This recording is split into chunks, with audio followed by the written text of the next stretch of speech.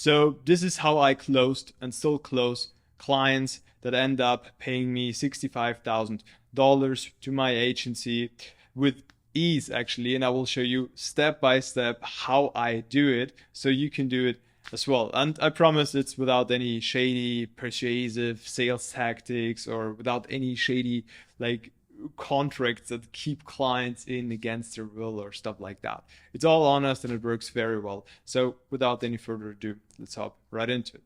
I will start by illustrating, before I show you how this actually works, I will start by illustrating the power of this with a quick iPad drawing. And I'm going to warn you right now, this is going to be awful because my handwriting is very bad, right? So we have business owner A and we have business owner B. I've been both, I've been A and B, okay? So you're maybe A right now. So maybe you spend 4 hours per day on sales, on acquiring new clients, okay? Cold calls, DMs, responding to emails, sales meetings, and so on, right? So that comes up to, let's say, 20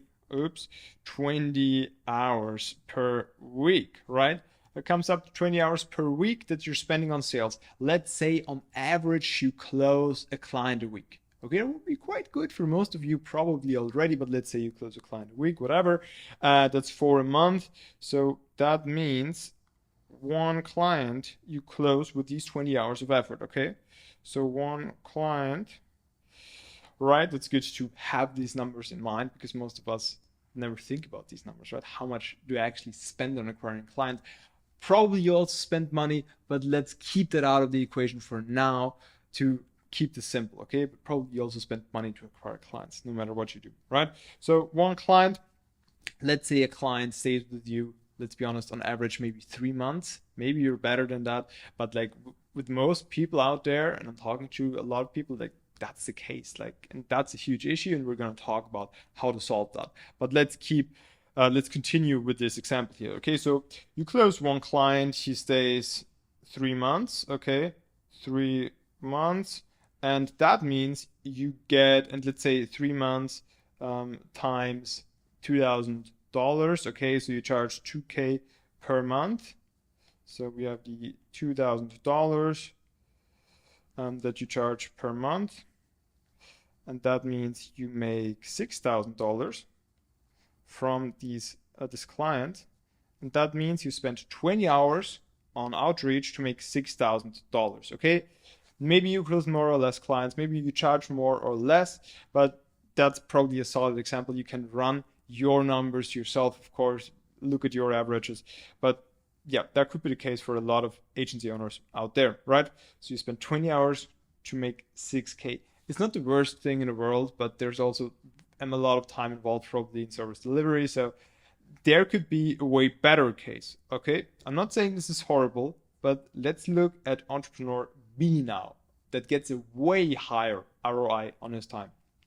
He decides to not only do outreach for 4 hours a day, he decides to focus on something else. And that's really a switch or a pivot I've done with my business over the last, I would say, 1.5 years that really, really gave me so much more free time, left me with more monthly cash flow and less work. Really, like, I'm going to show you what I mean. Okay, so instead of just spending 4 hours a day on stupid outreach or sales calls or whatever, he decides to spend just 1 hour a week on one specific client to help him reach his dream outcome. Okay, so let's say you spent this 1 hour per week on this one client, and through that, and it actually works, and I've seen it, I've done it, through that, because you think, and I will show you really systems on how to do that and how to achieve that in a second. But because you take this 1 extra hour for a client and help him get closer to his dream outcome that he actually wants, the result that you get is that you will stay longer. And these are actually real numbers that I've seen with my clients. You know, they don't stay 3 months anymore. Now they stay 12 months on average, okay? 12 months on average, meaning you just here at this time 4x the revenue of that client with that alone. But there's also a second thing that happens, okay? Because now the client will be able to spend more because you help him more. So either you just charge more and find a way to charge more, do performance-based pricing. That's something I always recommend. For example, we run ads for our clients and we charge a percentage of the revenue we generate for them. That's always something that works. No matter what service you sell, you can always include some performance-based variable. For example, the views you get them, the likes you get them, whatever. Like there's always a way to do it. Okay, so but let's say you just can increase prices or place an upsell because you spent this 1 extra hour. Okay, so then the client is not paying 2K anymore, he's now paying 3.5K. Okay, so $3,500 per month. That's what you now get from the client, and these are realistic numbers that I've seen in my business, starting from being entrepreneur A here. Okay, so now what you make is, instead of 6K from a client, you make 42K from a client here. Okay, so that actually, this here comes up to $42,000.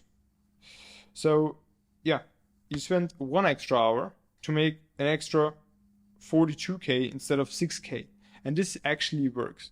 And there are so many more things that come into this equation here, because you spend this little extra time on a client, and this really makes a huge difference in their results. Trust me, if you know what you're doing.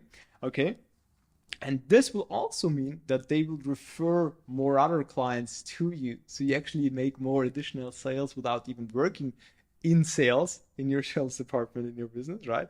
Because you get way more referrals. This actually was also the case for me, right? So this is extremely valuable. But what exactly am I now doing to achieve these things? Because you may now be asking yourself, how the heck is it possible to just spend 1 extra hour on a client a week and get them to stay so much longer and pay that much more? How is it even possible?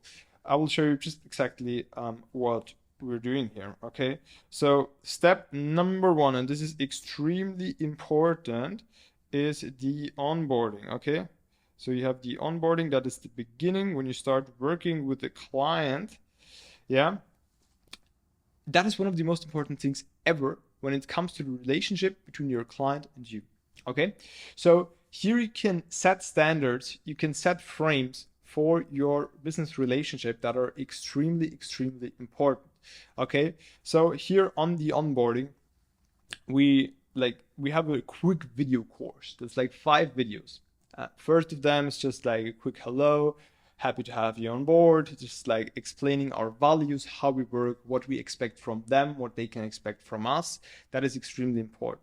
Yeah, that they should treat all of my people that work for me with respect and all of that. This is extremely important, okay, to set the frames right. After that, what happens next is that in video 2, that's basically just telling them that they should pay the invoice and sign a contract if they haven't already, but it's usually already happened on a sales call, right? And then step number 3 is just we gather all of the information that we need from them for our service. Okay, so we have a type form, they give us all the info about their business, their target audience, and so on that we need. And then step number 4 is just really again, just the technical side of things. So how they add us to their business manager for the ads and stuff like that. I don't want to bore you with that. But everything that people usually do on calls, we do in a video course. Why? Because this kickoff call, people call it, or onboarding call, is usually a pain in the ass, right? And the technical setup, doing that together, it's usually a bad experience. So the first experience that the client has with you is probably already bad. And that's not what you want. So you want to automate this onboarding, make it as smooth as possible. And then on the kickoff call, you just talk about their goals, go a little bit deeper into their audience and the strategy, and already provide some value to them. Okay, it's kind of like a coaching call already. Okay, so that's what you do. And that's actually the next step. So kickoff here, it's extremely, because everybody does kickoff calls, but how you do them is extremely important. Here, you really want to understand their goals. Okay, this is the most important thing. What do they truly want? I'm working with an e-commerce business and they want to make more money. Yeah, obviously, yeah. Otherwise, they wouldn't run ads. But why? Okay, why? Do they want to sell the company 3 years from now? Do they want to keep it? It's like a passion project for them. You need to understand that in order to be able to help them get closer to their dream outcome. extremely important, right? So that's the next thing. And then here's one really powerful thing, and that's called the 5-step analysis, okay? The 5-step analysis, a concept developed by Ray Dalio, very smart man, and it's pretty simple, okay? So you sit down once a week for a client, you can even do that once a month, okay? And you ask, what is the goal? What is the true goal for this client, okay? And then, are we currently achieving this goal? And then usually in step number 2, what is the problem that leads to us not achieving or not being on course to achieving the goal right now? What's the problem? Why we're not there yet? Okay. And then step number 3, what is the root cause of us not reaching the goal right now? So what is the root cause of this problem? Okay. You really have to analyze that. Okay. Problem, ads are not profitable enough. Root cause, creatives are not good enough. Whatever, what's the root cause of that? Okay, our creative creation process is not good enough. Okay, we need to improve that. We need to fix that. We need to get more new creatives every single week so we find more winning creatives. Just a stupid example here, okay? Step number 4, finding ways to get around the problem, okay? So finding solutions. Yeah, installing a system that gets us 20 new creatives every week automatically. So we find more winners. Step number 5 is just implementing that, okay? So you can just send your client a Loom with the clear action steps where you explain everything, and he can even implement that himself, which makes this such a high ROI activity because the client will see that you care, which is insanely valuable already. Then you will provide him value. He will execute these things. If you attract the right kinds of clients, they will actually execute these things, right? And then their business will go up and their revenue will flourish. And that is very, very good for you because you were the one who helped them get up their revenue, right? And get better results within their business. So that's extremely important.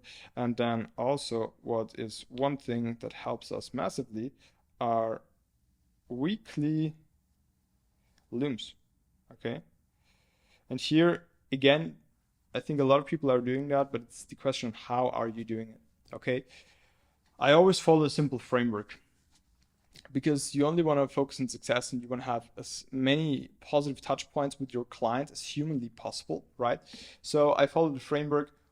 What was a success? Last 7 days, what was a success? And I focus on one success. Okay, for example, we have this new creative that's performing very well and we managed to scale it. Okay, and we made a lot of additional profit through that. Okay, why was this a success? Okay, because we found a new angle that works for our ads. Okay, now, step number 3, how can we expand this success?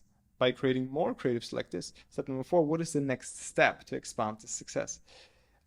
Giving an order to the content creators to create 10 more creatives like this and creating a briefing for that, obviously, right? So that is it. And that is a simple framework that you can go through and always have success touch points with your clients throughout the journey. That is extremely valuable.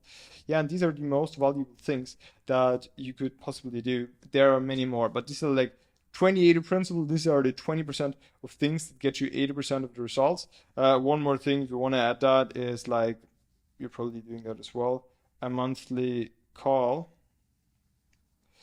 where again, you follow the framework with the success. Okay, so you have a clear agenda, because I see so many people having monthly calls with their clients.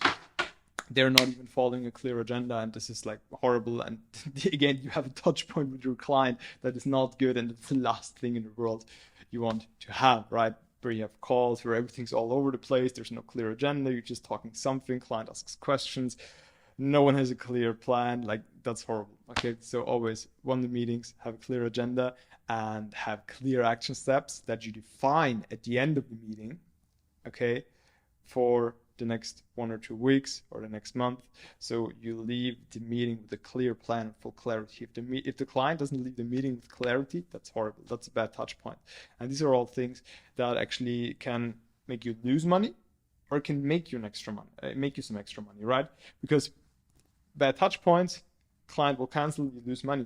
Okay, good touch points, clients will refer you, clients will choose to get an upsell, or you can you can scale the client better and make more money with your performance fee, right? So it's usually these things matter way more than you think, and it's not neutral. Okay, it's like either from that meeting or from the client experience you get something positive out of it or something negative. It's never neutral, right? Right, as the old saying goes, you can never stay still. You can only shrink or expand. And this is happening at all times, so choose wisely. And yeah, this is just how I really got my business to be way more comfortable, way more chill, and really actually more hands off, and I really work less and make more money, right? By serving actually less clients, but making more from them and having them stay longer. And I can just tell you, if you're in a situation where you're spending a lot of time on sales and it's very stressful, this is a good route to go down, really, because business kind of starts taking off from itself because you get referrals, you just scale your existing clients, they stay long, you have to worry way less. That's what I've done, worked very well for me. If it did, then it can work as well for you, right?